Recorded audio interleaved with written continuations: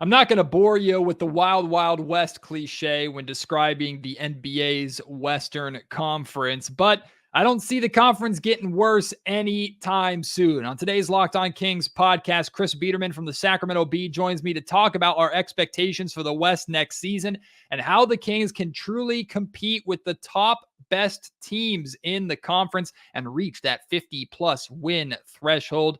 It's all right here on Locked On Kings. You are Locked On Kings, your daily Sacramento Kings podcast, part of the Locked On Podcast Network, your team every day. And now, ladies and gentlemen, it is that time for another episode of Locked On Kings.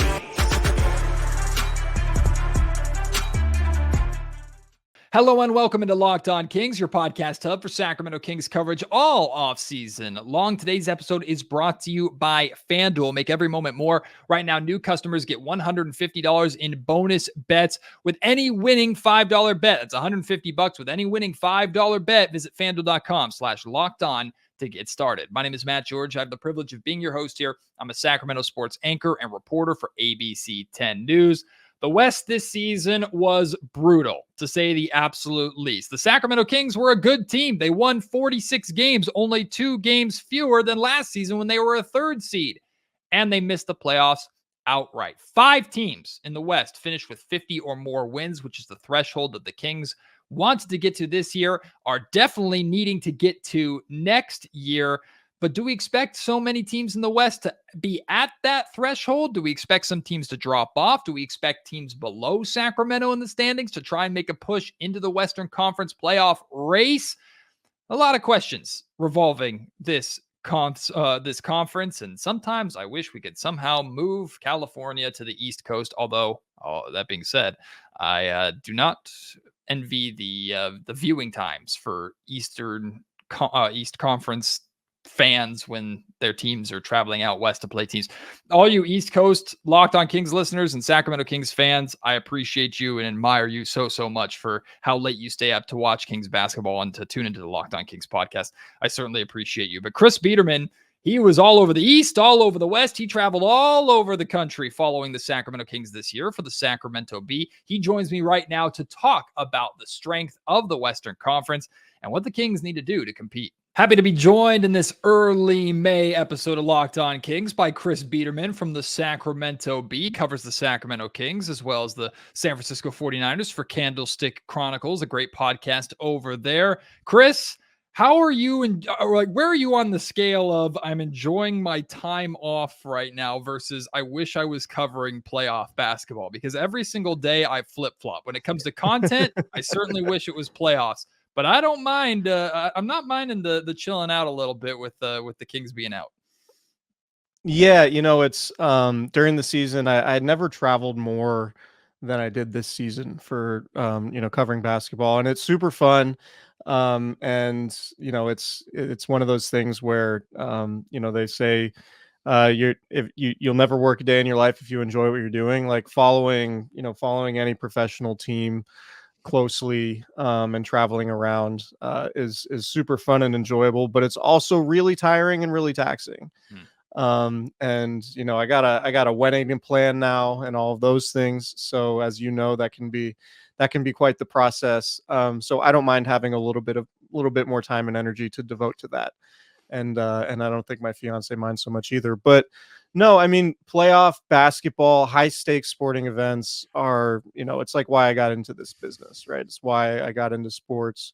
I'm used to doing it with football, obviously, and doing it, covering the NBA is super fun. So it is a little bit of a bummer that's ended, but at the same time, like, I don't mind sitting on my couch, having a beverage and watching, the Sixers and Knicks go at it like they did. That's super fun. But no, my biggest passion is high leverage sporting events, high intensity sporting events. I think that's super fun, and it is a little bit of a bummer that we don't get that with the Kings. You bounced all over the West. You went out East a lot as well this year, and you helped me out, pointing me to a couple of spots that we checked out while in New Orleans, which was a lot of fun. That being said, Chris, we're going to focus a lot on the Western Conference today because as you know, as we all know, the West this year was just brutal, right? You have 5 teams that finished with 50 or more wins: the Thunder, Nuggets, Timberwolves, Clippers, and Mavericks. You had the Suns finished with 49 wins, finishing the 6th seed. They're out right now, bumped in the first round. The Sacramento Kings, as we know, won 46 games, and that was tied with the Warriors for 9-10. If the play-in tournament didn't exist, the Kings would have missed the playoffs outright, which they ended up doing when it was all said and done. The Pelicans won 49 games and somehow finished in the 8th seed, 1 game under 50. The West this year was just ridiculous. But when looking at it, Chris, I don't see it getting any easier anytime soon. Sacramento benefited from last season winning 48 games, and that was enough to be the 3rd seed. Like we just said, the Pelicans had 49 and finished 8th. So we're going to talk a lot today about how the Kings can compete towards the top of the Western Conference and what they need to do to get there. But in your opinion, looking at the Western Conference, even the teams that are below the Kings, like Houston, Utah, Memphis, San Antonio, do you expect the Western Conference to remain the same, get even better, or maybe drop off a little bit next season? I think it's probably going to be a similar level of competency and competitive, right? Like I think, that there's a chance Oklahoma City comes back to earth a little bit. Like we remember how the Kings last year had sort of an ideal season from a health perspective, right? And that really sort of allowed them to have the type of year where they would finish with the number 3 seed. I could see Oklahoma City coming back to the pack. I think Denver's always going to be there. I could see Minnesota, maybe, like injuries happen, right? It felt like Oklahoma City was healthy for the vast majority of the season. Similar for Minnesota. I know Cat missed some time. The Clippers, who knows what's going to happen? Maybe they fall off. But if the Clippers do fall off, I would expect Houston, Memphis, San Antonio, potentially. Like if there are teams that fall off, I think there's going to be a similar number of teams that are on the rise. So I think there's, whether that's Houston or Memphis coming back with Ja, or San Antonio taking the next step with Wemby. I just think the competitiveness in the West is going to stick. I just think it could come in different forms. And we'll see what happens with free agency. Like maybe Paul George goes to the 76ers. I think LeBron's probably going to end up sticking with the Lakers. We'll see, we'll see what happens with Phoenix. I still think, maybe Kevin Durant bolts Phoenix, but if he leaves, I would imagine, there are some teams in the West that would make sense for Kevin Durant too. So we'll have to see, but I think ultimately, like, the competitiveness is going to remain, and maybe some teams shuffle in and out of the pecking order, but I don't think it's going to be like it was last season where you had so many teams that were down that really, helped the Kings achieve that 3rd seed that they got.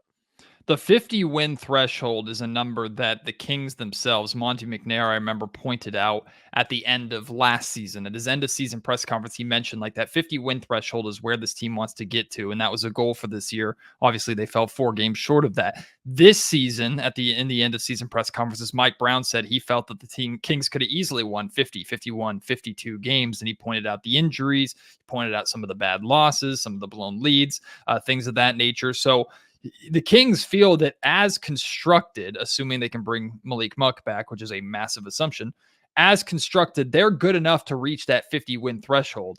The only concern that I have, well, one of the many concerns that I have, Chris, about that is there's 10 teams in the West minimum that I can make a legitimate argument for having a chance to reach that 50 win threshold at any given time, as long as things go right for them.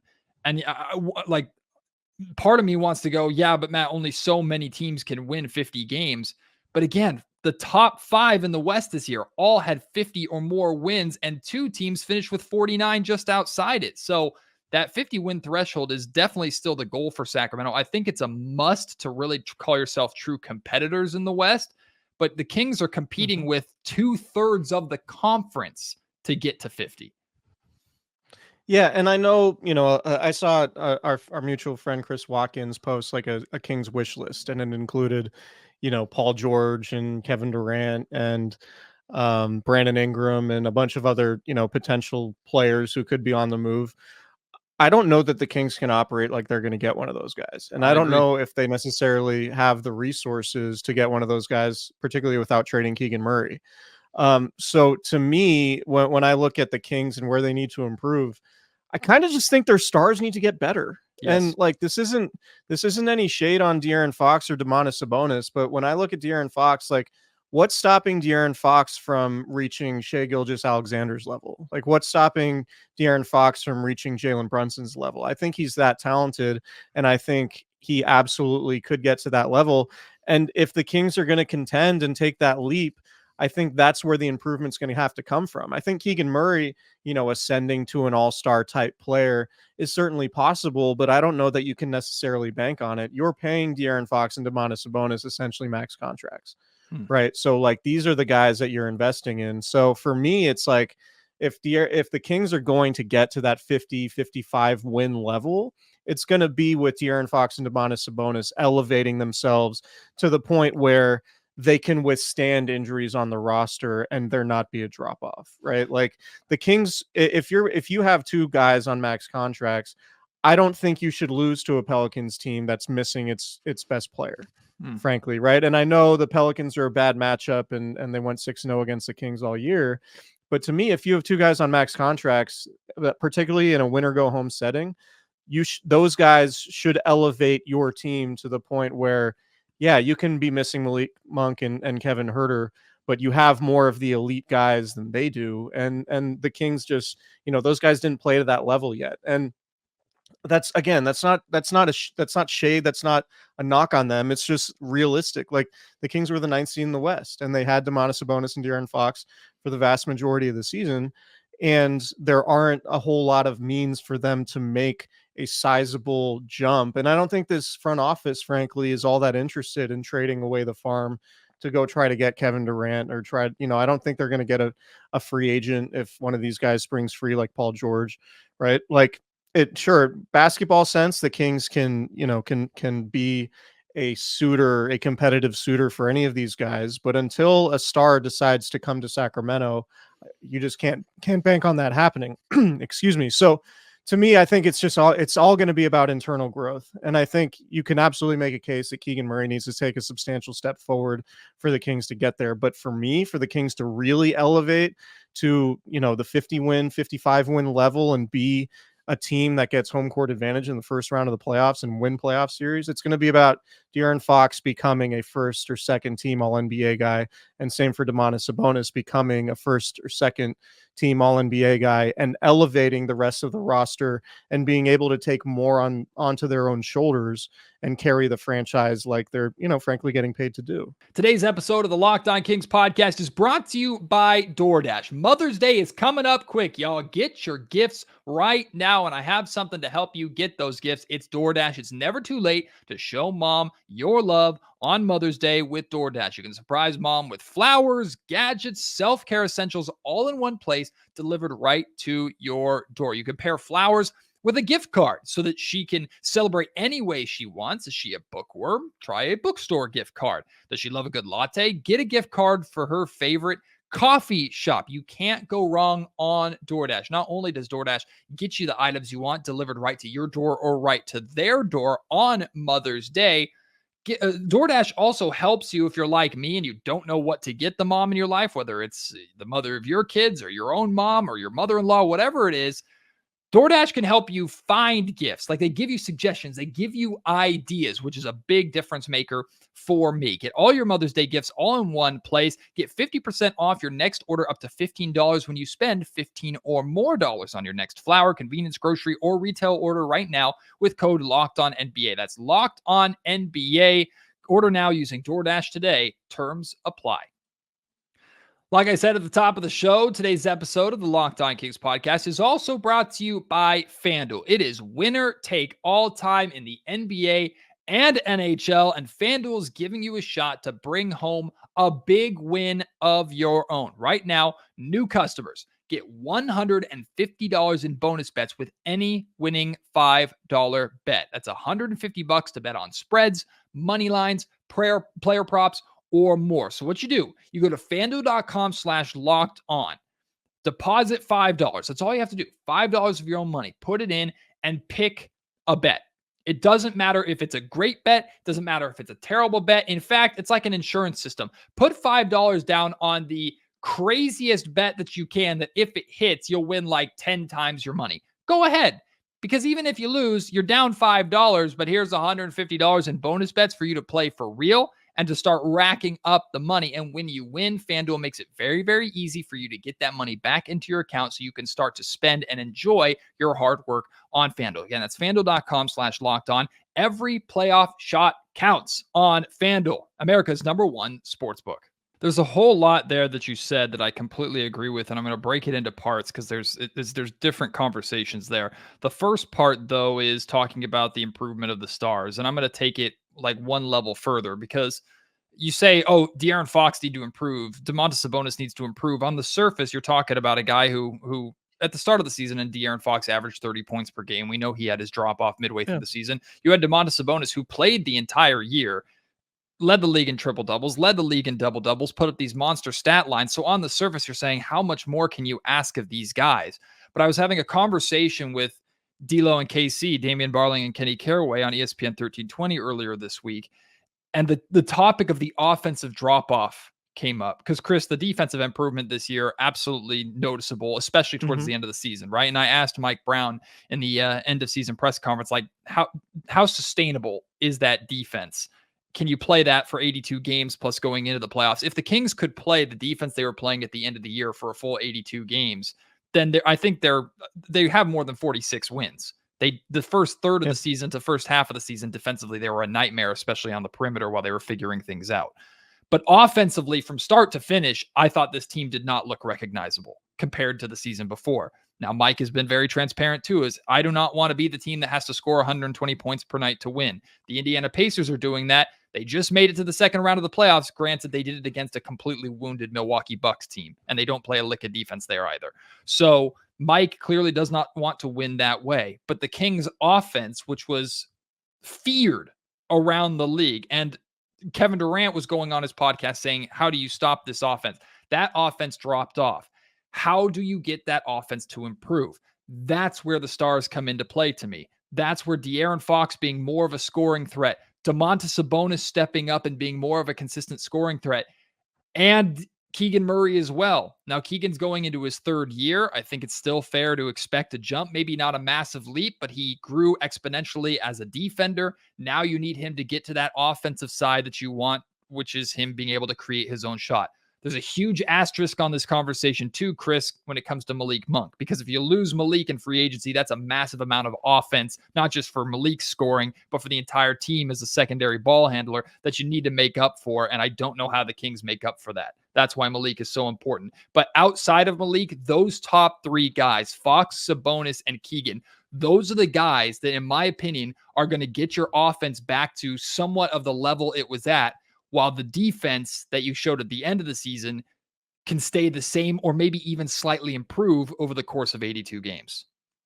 Yeah, I completely agree. And I think there's been some discussion maybe externally about, like, should they focus more on offense or focus more on defense? I know so much of particularly the talk last year was like, if this team gets better defensively and stays the same offensively, then they could really take a leap. But what ended up happening was the defense rose and the offense took a step back. Yes. I mean, ultimately, you look at the best teams in the league and the teams that go furthest in the playoffs. It's like, if you're top 10 on both sides, that's how you get to 1, 2, 3, 4 seed. Like that's the key, I think, is being balanced on both sides of the ball and being a top 10 offensive team, being top 10 defensive team.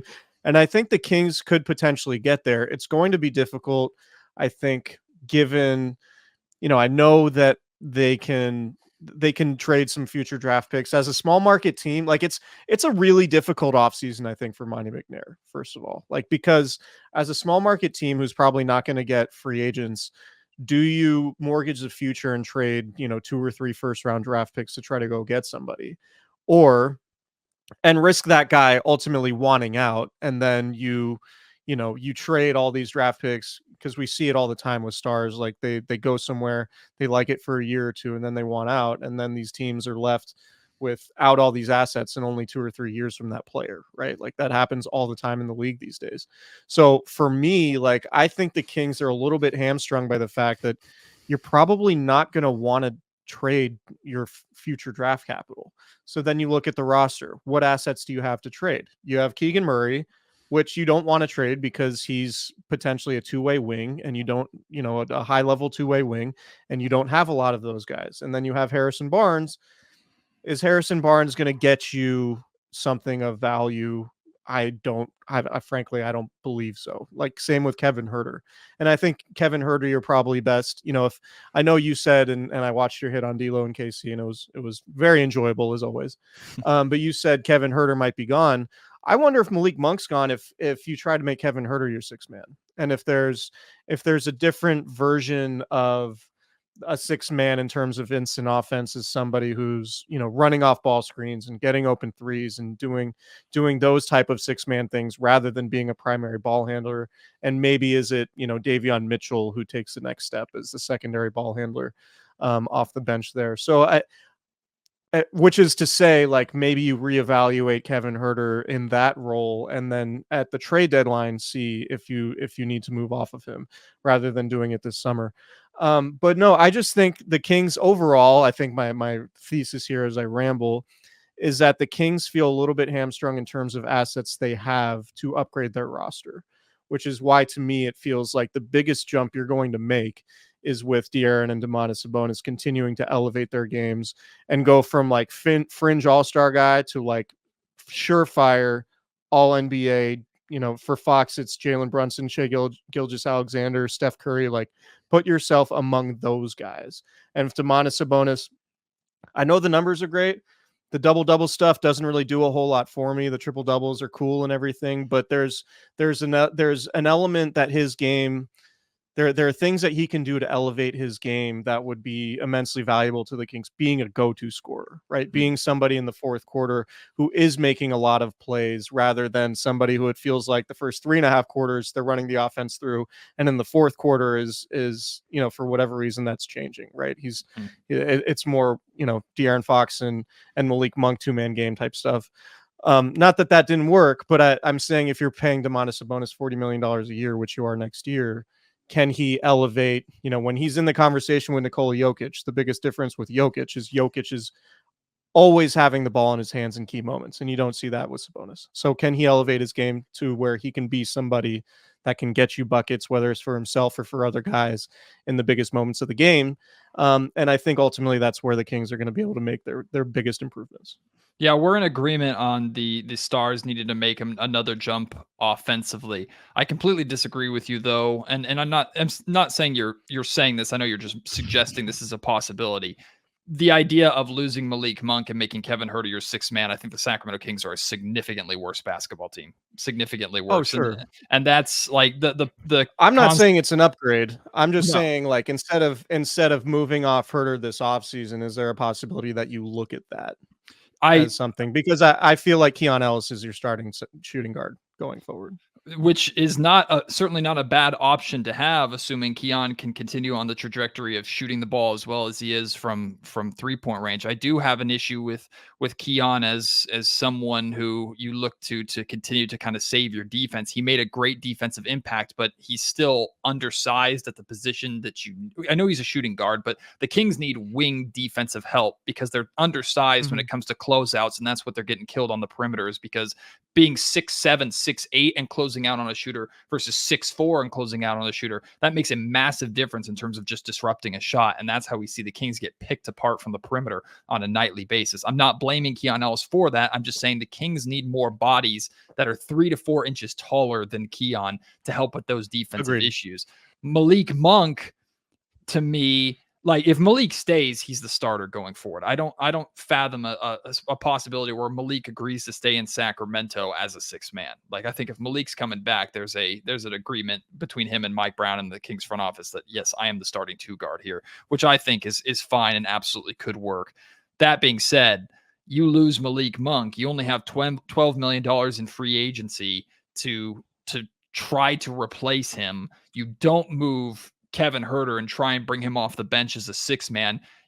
Your offensively, you've gotten worse. You're expecting a whole hell of a lot out of Davion Mitchell to develop as a secondary playmaker and ball handler, which he's maybe capable of doing, but probably not to the level of Malik Monk. You've lost a lot of shooting, and you're trying to replace that off a bench with Kevin, who I like, who's also a one-trick pony. Like Kevin Huerter, if he's not making threes, he's not really doing anything for you. So Malik obviously is multifaceted. There's defensive concerns, sure, but if he's not hitting his shots, at least he's getting his teammates involved. So that's where I'm just like, this. What I like about the way we work well together, Chris, is because you bring me back down to earth a lot of times, because I get emotionally attached, or I get like almost desperately attached to some of these things. And to me, the idea of losing Malik Monk is barely short of catastrophe, in my opinion, for the Sacramento Kings, because I just don't know how they realistically replace him. Where are you at? And I was just going to ask, where are you at with Malik? That's the point I'm making. Like, I agree with everything you said. I do not think Kevin Huerter off the bench is an upgrade or really coming close to the production you got from Malik. I'm just, I'm looking at what options the Kings have, and outside of, mortgaging the farm, I just don't know what upgrades you can make with the assets that you have. And that's why I think this is such a tough offseason for Monty McNair, because, barring nailing this 13th or 14th pick in the lottery that the Kings are going to have, I don't know that there's a trade that you can make that doesn't include Keegan Murray and potentially mortgaging the farm that's going to elevate you to a top 4 team in the West, outside of just getting, these jumps from Domantas Sabonis and De'Aaron Fox that we're talking about. Which is why, it's a tough place for the Kings to be, but it also speaks to, and this is the entire point of this episode of your podcast, is like the West is really good and it's really, really competitive, and there's a ton of parity, and the league is super deep right now. And, even if the Clippers fall out, if the Suns fall out, if the Pelicans fall out, which I don't think they will, you have Houston potentially coming. You have Memphis coming. You have Victor Wembanyama coming. So that's why, this is a very interesting offseason for the Kings. And I think, just again, like looking at it, maybe there's a trade they can make where they only trade 1 first-round pick again, and they package Davion Mitchell and Harrison Barnes, and they get a valuable rotation player who ends up improving and ends up being a really bargain trade for the Kings.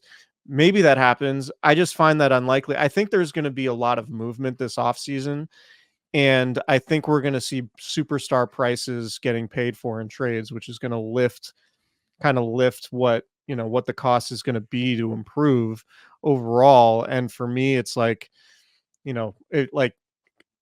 would you trade 3 first-round picks for, I don't know, who's going to be available? Like, would you trade 3 first-round picks and whatever else you would need for Brandon Ingram? It depends on what the whatever else is, but I'd certainly consider it. To me, the name that's always been on my radar, which I don't know if it happens now that Jordy's in Brooklyn, but it's Mikal Bridges. Like, I wouldn't mind throwing a plethora of picks at the Nets to try and get Bridges in Sacramento. Yeah. And maybe that's it. Like, maybe somebody like that springs available, and that would certainly make sense. And that would put them in the mix. But yeah, I think it's just, this conversation just proves, I think, that the Kings are in kind of a tough spot.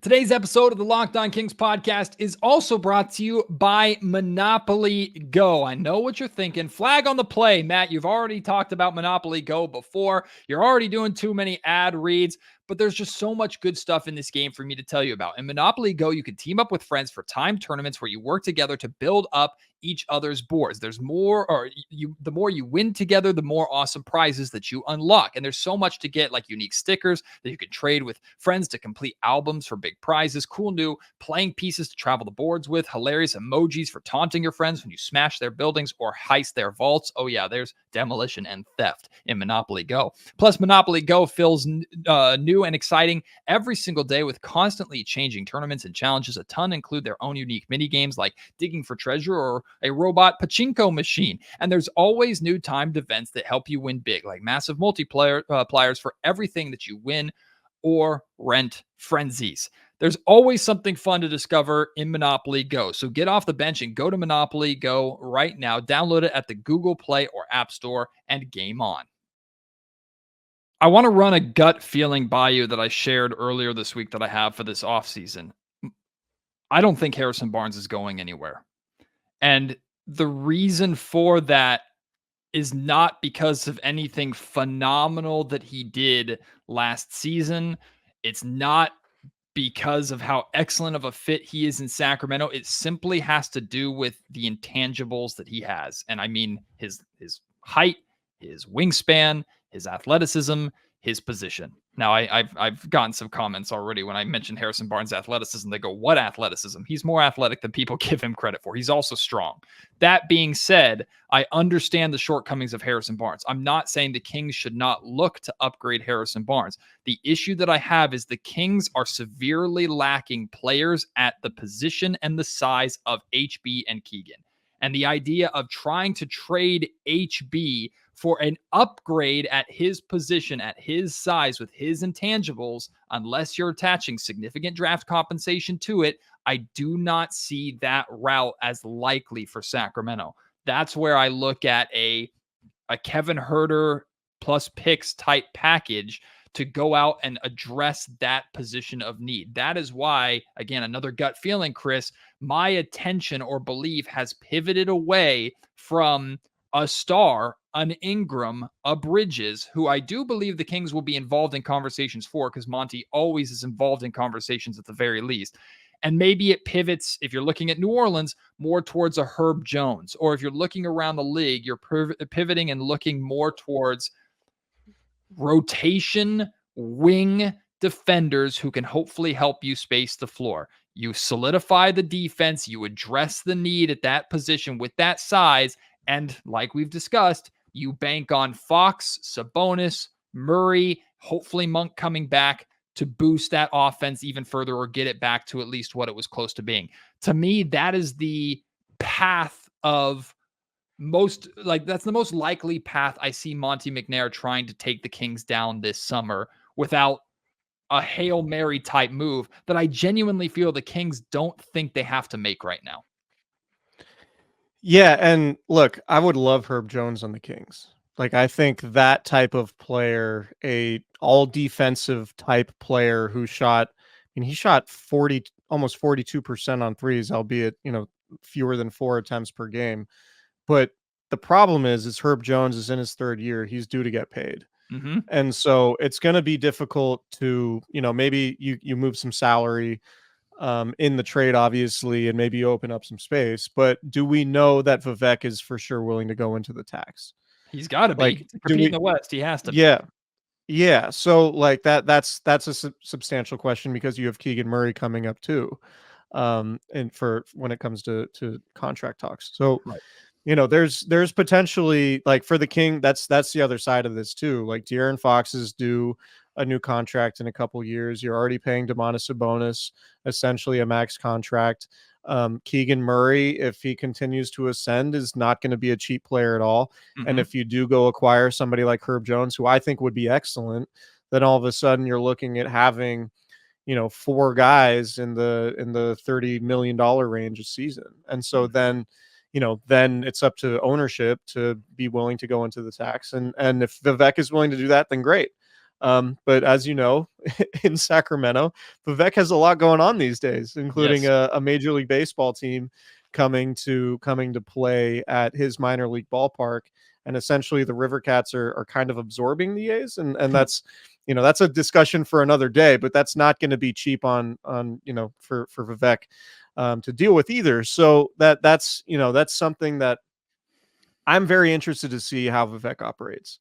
And maybe this is a separate podcast, but I'm interested to see, is he willing to go into the tax, or is he one of those owners who says, let's win a playoff series before I commit to paying these extra dollars.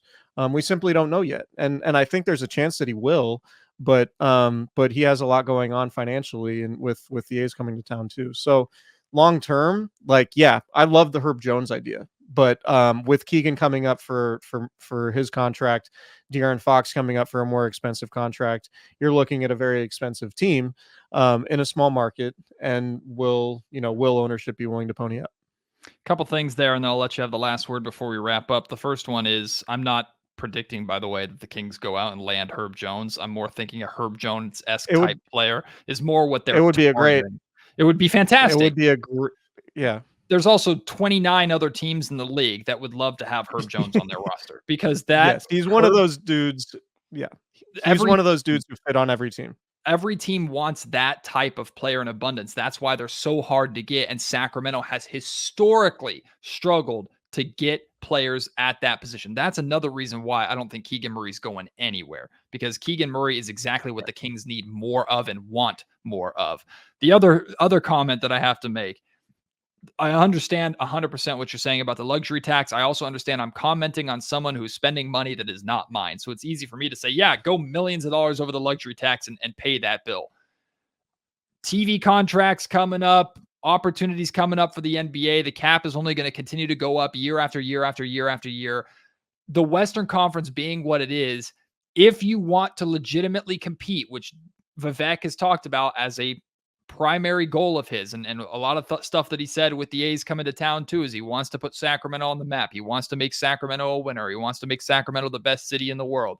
You can't really do that if your team is a proverbial purgatory team, as I like to call it, which is either barely scraping their way into the playoffs and losing in the first round every year, or not making the playoffs but not sucky enough to have good draft picks to try and get a star here. And that's where the Kings were for 16 freaking years, right? You have to be willing to spend money and go into the luxury tax right now if you want to compete right now. If you don't, then you have to have a serious conversation about getting Sabonis or getting the Fox the heck out of here, because that's the only way I can see this team legitimately being able to still try to compete without going into the luxury tax. And I don't think that's happening anytime soon. So I think if I'm Vivek and if I'm Monty, I'm telling Vivek, look, if we want to do what we want to do, you're going to have to start to pay. The good news is, over Vivek's entire ownership, and it's been a rocky ownership, he's never once hesitated to put the money down or spend the money needed. So maybe there's some solace in that for Kings fans.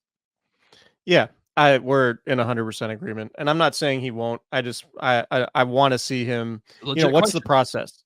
Is it like, hey, win a playoff series and then I will dip into my pocketbook? Or do people even use pocketbooks anymore? Did I just sound 70 years old? Do you write Checkbook. checks? No, I don't write checks. I don't think. No. Go deep into Venmo. Yeah. Is he gonna go deep into his Zelle account and and be willing to pay luxury taxes? Do the Kings have to win a playoff series next year for him to be like, all right, yeah, this is worth paying for? Or will he preemptively say, I'll go into the tax if it means improving? Like, I think he will do it, but it's like, under what are the circumstances? Mm-hmm. Is it do they have to win first, or will he spend to win? We'll see. And he's going to have to, I think, spend money immediately this offseason, including realistically trying to bring Malik Monk back. And I also think there's a payday coming for Mike Brown as well, and a contract extension coming for Mike Brown as well. So I think the ponying up the money is going to come sooner than later. But Chris Biderman, you deserve the money that some of these guys are getting for the coverage that you provide and bouncing all over. You've spent that ransom, I'm sure, on flights bouncing around the country following this team this year. So yeah, shout out to the company credit card. Big fan of that over in this household for sure. Love that. But no, it's been fun, man. I think, yeah, that like why this is interesting. You talk about sort of the purgatory, like the Kings are in sort of that area where they can either take a leap or either like go backwards and have to build, from ground zero. So this, like, as difficult as this offseason could be, it's a really important one, because it feels like if they want to take that leap to 50-55 wins, like, it's going to be difficult to do. And that's why I'm putting the onus on the Stars, because it's ultimately a star driven league. Like, the best teams in the league, why are they all the way up there? It's less because of roster construction. Roster construction is absolutely a part of it, but it's because they have stars. Mm-hmm. So, the roster construction stuff is secondary, but it's got to be the King stars that get in there. Well, the good news is the Kings are closer to the ascending teams like the Thunder and the Timberwolves than they are to the end of an era teams like the Lakers and Suns and Warriors. That being said, the Kings are also very, very close to being stuck. Just stuck as a good team in a great conference that really isn't going anywhere, who's just trying to make noise every single year. So we'll see if they're able to work their way out of that quicksand and get to the top of the Western Conference. It's going to be a busy summer. This also won't be the last time this summer that Chris Biderman joins me here on Locked On Kings. Chris, can't wait to have you join me. Enjoying your summer, my man. Enjoy wedding planning. Good luck with that. That is a handful in itself. And yes, we'll touch base again very soon. Maybe we can get out on the golf course and I can continue working on this sunburn that I just noticed I had watching myself in this video. At least you have color, my friend. At least you have color. I'm desperate for anything at this point. Appreciate you, boss. Sure. Huge thank you to Chris for joining me here on Locked On Kings. Coming up tomorrow, I'll have a mailbag edition of the Locked On Kings podcast where you can send in your questions about the Kings, about this offseason, last season, this upcoming season, whatever questions you want to ask. That is the time to get them out. I'll select as many as I can answer and answer them on tomorrow's mailbag edition of Locked On Kings. So if you want, there's a tweet out on my Twitter at MattGeorgeSack. You can respond to that with your question. I've already gotten a ton of questions there. You can email me your question, mattgeorgesports@gmail.com, or leave your question in the YouTube comment section down below. Just make sure you make it clear that this is a question for the mailbag episode. And I'll select from all three of those outlets and come up with the best questions that I can for tomorrow's episode. So please do that and join me on tomorrow's episode of the Locked On Kings podcast. Until then, my name is Matt George. You've been listening to Locked On Kings, part of the Locked On Podcast Network.